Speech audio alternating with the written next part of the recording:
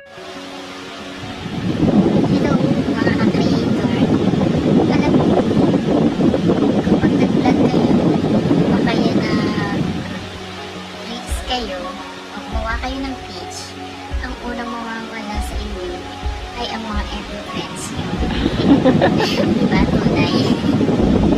Yung bakit? Kasi, never silang magre-react o mag-comment sa comment section nyo. Dahil alam nila, kikita ka doon.